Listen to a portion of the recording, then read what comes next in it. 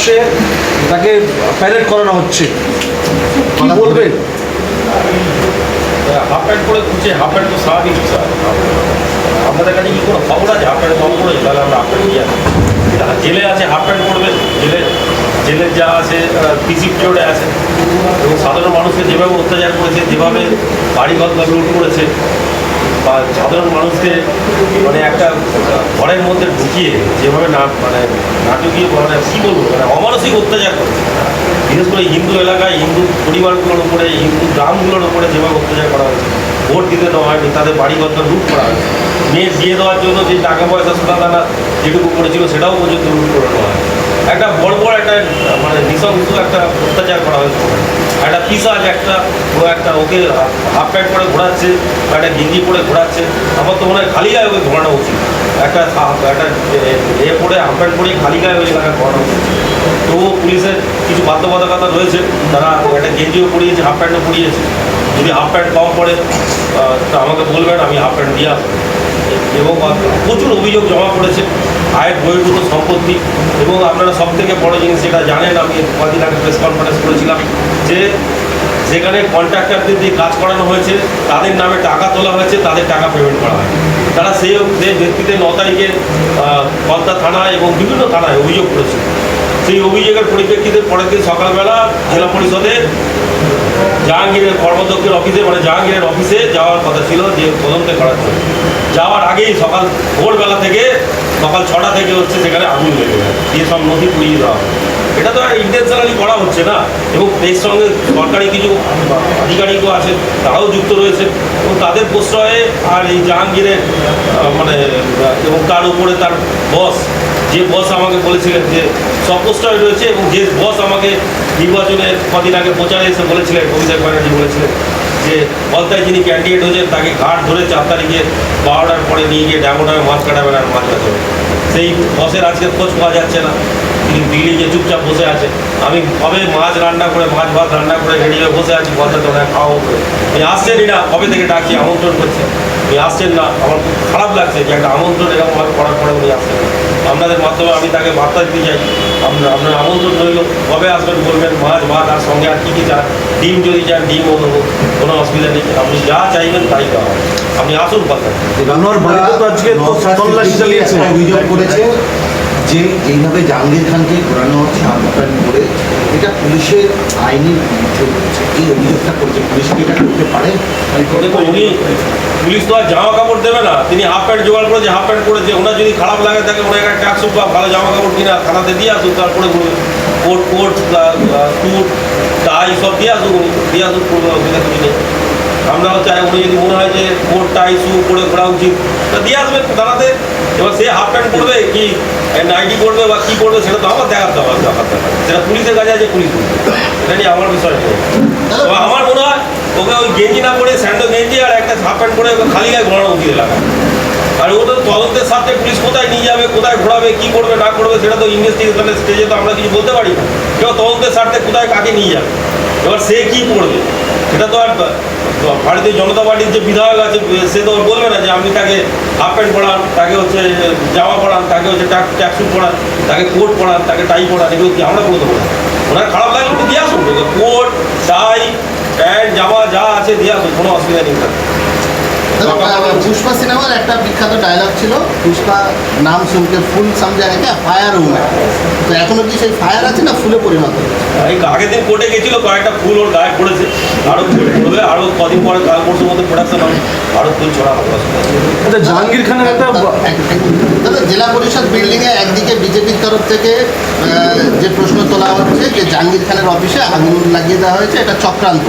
তেমনই তৃণমূলের তরফ থেকে আবার প্রশ্ন তোলা হচ্ছে যে সেই সঙ্গে 4000 EVM জ্বালিয়ে দেওয়া হয়েছে, যেটা বিজেপির চক্রান্ত বলে তারা কিন্তু প্রশ্ন তুলছেন। কি বলবেন? তৃণমূল বলে আর কিছু আছে? আর EVM জ্বালাবে কেন? ওরা তো কোনো জায়গায় কোনো অবজেকশনও দেয়নি। যা ভোট হয়েছে, যেভাবে ভারতীয় জনতা পার্টি জিতেছে একের পর এক জায়গায়, আমি জিতেছি 1,09,021 ভোটে। একটা সেখানে কোনো যেদিন ভোট হয় সেখানে সব কংগ্রেসও প্রচার করেছে, সিপিএমও প্রচার করেছে ভোটের আগে। সেখানে সেখানে হচ্ছে সিপিএমের যেরকম আছে আমাদের শ্রমিক লাইডি প্রচার করেছেন, তারপরে আরও যারা আছে পদাধিক মীনাক্ষী থেকে আরম্ভ করে যারা আছেন সবাই প্রচার করেছেন ওখানে। এবারে কংগ্রেসের যিনি রাজ্য সভাপতি আছেন তিনি প্রচারে গেছেন, সবাই প্রচার করেছেন, সবাই ভোট চেয়েছেন, সবাই ভোট পেয়েছেন। আইএসএফের কেউ প্রচারে যায়নি ওখানে, যাই হোক প্রচারে গেছেন, প্রচার হয়েছে, ভোট পেয়েছেন। ভোটের দিন একটাও আপনারা কোথাও বলতে পারবেন না যে কাউকে কোনোভাবে ভোট দিতে অবস্ট্রাকশন কাউকে করা হয়েছে। ভোট সুষ্ঠুভাবে ভোট হয়েছে, কাউন্টিংয়ের ক্ষেত্রেও সুষ্ঠুভাবে কাউন্টিং হয়েছে, শেষ রাউন্ড পর্যন্ত কাউন্টিং হয়েছে এবং কেউ বলতে পারবে না যে কারোর এজেন্ট ছিল না। হ্যাঁ, কেউ তৃণমূল এজেন্ট পায়নি বা তৃণমূলের এজেন্ট যে কেউ যায়নি সেটা আলাদা বিষয়, কিন্তু সিপিএমেরও এজেন্ট ছিল, কংগ্রেসেরও এজেন্ট ছিল এবং নির্দলও কিছু এজেন্ট দিয়েছে, তারা ক্যান্ডিডেট দিয়েছে, তারাও এজেন্ট দিয়েছে। সুষ্ঠুভাবে নির্বাচন হয়েছে, সুষ্ঠুভাবে গণনা হয়েছে, কোনো রকম কোনো অভিযোগ ছিল না, কোনো দিন নেই। আজকে ঘর পুড়ে যাওয়ার পরে আর ওই যেটা পুড়ে যাওয়ার পরে নদী পুড়িয়ে দিয়ে এখন অভিযোগ করা হচ্ছে এইগুলো। কোনো জায়গায় কোনো কমপ্লেন হয়েছে নাকি, কোনো জায়গায় কোনো মামলা হয়েছে নাকি, কোনো জায়গায় কিছু হয়েছে নাকি? শুধু অভিযোগ করলেই হবে যে অ্যাটাক হয়ে গেল আর সেটা অভিযোগ করে দিলাম? এটা সম্পূর্ণভাবে এটা তদন্ত করার প্রয়োজন রয়েছে। যেখানে 9 তারিখ সন্ধ্যে 6টায় অভিযোগ হলো আর পরের দিন সকাল 6টায় হচ্ছে তদন্ত শুরু হওয়ার আগেই সেখানে সব নদী পুড়ে যাচ্ছে। আমি পুলিশকেও বলেছি এবং হচ্ছে আমি এসটিএফ যারা তদন্ত করছে তাদেরও বলেছি যে এই বিষয়ে পুঙ্খানুপুঙ্খ তদন্ত করবে এবং উপযুক্ত কালপিটকে সাজা দেবে। ফলতাবাসীর একটা নাকি এখানে বিষয়টা আছে, এই 10,000 ইভিএম পুড়ে গেল, 10,000 কি ফলতার ইভিএম? 4,000 এই 4,000 যে ইভিএম পুড়েছে সব কি ফলতার ইভিএম? এটা দক্ষিণ চব্বিশ পরগনা, দক্ষিণ চব্বিশ সিট কটা জিতেছে ভারতীয় জনতা পার্টি? তৃণমূল জিতেছে। অর্থাৎ আমরা সন্দেহ করছি আসলে যে কটা জিতেছে সেখানেও তৃণমূলের কোনো কারসাজি রেখেছে নাকি? সেগুলো কি ধামা চাপাতে হচ্ছে তারা এই কাজটা করে এখন বিজেপি থেকে এমন ঘোরাচ্ছে বা বিষয়টা ঘোরানোর চেষ্টা করছে না তো? এই বিষয়ে পরিষ্কার বলে দিচ্ছে আমাদের দেবাংশুদা যে তদন্ত চলছে, প্রকৃত কালপিটটা ধরা পড়বে, বিষয় সামনে আসবে। Wait and C. ফলতাবাসীর জন্য জাহাঙ্গীর খান আবেদন করেছিলেন তার বসের কাছে যে ওখানে অনেকগুলো ইলেকট্রিক চুল্লি প্রয়োজন ছিল। এখন এই পরিস্থিতিতে কি আপনি কি সেই তার ইচ্ছাটাকে পূরণ করবেন চুল্লি? ফলতাবাসীর জন্য বা জন্য তাদের হয়ে? যা হয় সঠিক টাইমে হবে। যেটা এখন প্রয়োজন আছে কলকাতাতে জলের মানে সমস্যা রয়েছে, পিএইচের সঙ্গে মিটিং হয়েছে, যত তাড়াতাড়ি সঙ্গে জলটা দেওয়া হয় এবং স্বাস্থ্যের ক্ষেত্রে একটু অসুবিধা রয়েছে। ওখানে স্বাস্থ্যকেন্দ্র যেটা রয়েছে কলকাতা পিএইচসি, ওখানেও কিছু কিছু পেয়ে রয়েছে, কোয়ার্টারের থেকে আরম্ভ করে বিল্ডিংটা, ওগুলো কোনো রকম কিছু হয়নি। প্রত্যেক বারে টাকা ইস্যু হয়েছে, টাকা কিছু হয়নি।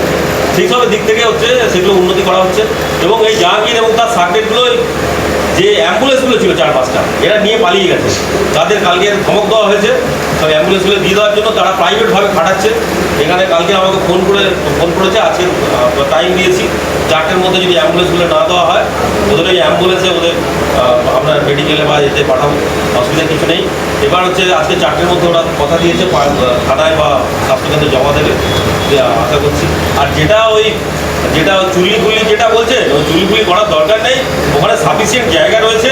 আর যদি ফলতাবাসী ওই জাহাঙ্গীরকে চুল্লি করতে হবে না, ওখানে আমার বলার কিছু নেই, অনেক কিছু বলার ছিল, বলার দরকার যা সঠিক যেটা হবে সেটাই হবে, অসুবিধা কিছু নেই, বুঝতে তো পারছেন। এবার হচ্ছে ওই আরও প্রচুর সম্পত্তি পাওয়া গেছে ওনার নামে, ওনার স্ত্রীর নামে এবং সাইকেল বলে ওনার যে শালা আছে তার নামে প্রচুর সম্পত্তি পাওয়া গেছে। তাদের প্রায় 400-500 কোটি টাকার সম্পত্তি রয়েছে এবং সেগুলো তদন্তকারী সংস্থা তদন্ত করছে।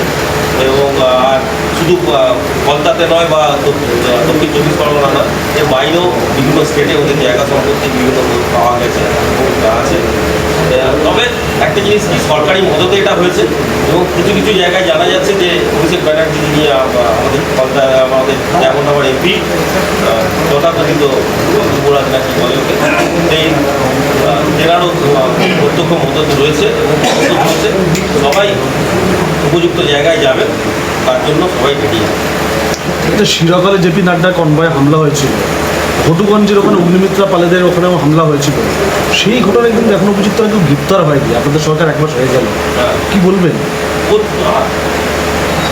প্রচুর গ্রেপ্তার হয়েছে এবং হচ্ছে যেটা আমার যেটা নলেজে রয়েছে তাতে ডায়মন্ড হারবারের কোর্টে প্রায় কলকাতা থেকে প্রায় 15 থেকে 20 জন প্রধান থেকে আরম্ভ করে এই সাইদুল, যার নাম বললেন, এই পঞ্চায়েত সমিতির সভাপতি ছিলেন, তিনি অ্যারেস্ট হয়েছেন। এবং এই আরও আমার হাসিনগরের যিনি হচ্ছে প্রধানের স্বামী, ও অ্যারেস্ট হয়েছে। সবাই অ্যারেস্ট হয়েছে, মোটামুটি অ্যারেস্ট চলছে, পুলিশ তদন্ত করছে, সবাইকে ধরছে, অভিযোগ হচ্ছে। পুলিশকেও সময় দিতে হবে, সবাই নির্বাচন শেষ হয়েছে, তাদেরও কিছু বিষয় রয়েছে, নির্বাচন শেষ হয়েছে, সবাই অ্যারেস্ট হবে এবং সবাই জেলে যাবে, উপযুক্ত সাধারণ মানুষরা উপযুক্ত বিচার পাবে। মথুরাপুরের সাংসদকে আপনাদের দলে আপনাদের সাংসদ হচ্ছেন, তার প্রোফাইলে ছবি চেঞ্জ হয়েছে, মুখ্যমন্ত্রী মমতার ছবি সরিয়ে শুধু নিজের ছবি দিয়েছে। ভালো তো, চৈতন্যদয় হয়েছে। এই দলের তো কোনো নীতি আদর্শ নেই। বিএনপি এর হচ্ছে নীতি আদর্শ বলতে ওনার ছিল যুবরাজ ভাইপো ছিলেন ওনার নীতি আদর্শ। এবার ভাইপো যখন দেখছে যে ভাইপোর জেলে যাওয়ার উপক্রম হয়েছে, সেই জন্য হয়তো দিদি আর ভাইপোর হচ্ছে যে নিজেকেও বাঁচার চেষ্টা করছে। কিন্তু ওর বিরুদ্ধে মারাত্মক অভিযোগ রয়েছে, ওর বিরুদ্ধে হাইকোর্টে মামলা রয়েছে এবং হচ্ছে যত সম্ভব পঞ্চায়েতে কোনো গণ্ডগোলের বিষয়ে হাইকোর্টও কড়া পদক্ষেপ নিতে করেছে।